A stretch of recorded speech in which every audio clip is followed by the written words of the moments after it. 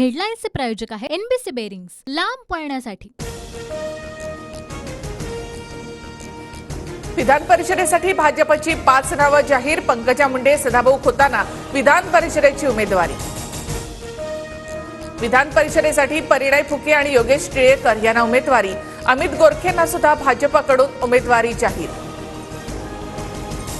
नागपूर दीक्षाभूमी परिसरातील भूमिगत पार्किंगचा मुद्दा तापला।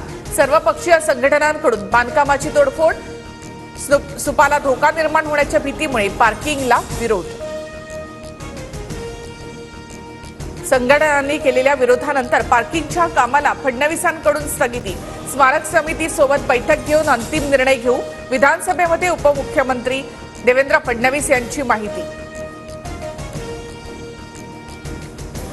प्रकरण हाताबाहेर का जाऊ दिलं, आधी स्थगिती का नाही दिली, लोकांना रस्त्यावर का उतरायला लावलं, प्रकाश आंबेडकर यांचे सवाल।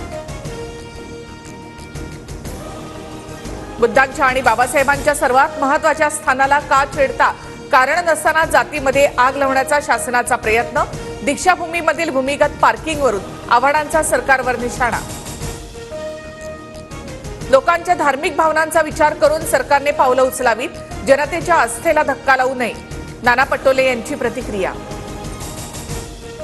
सरकारने नागपुरातील स्थानिकांच्या भावना समजून घ्याव्यात, खरंच दीक्षाभूमी परिसरामध्ये पार्किंगची गरज आहे का, आदित्य ठाकरे यांचा सवाल।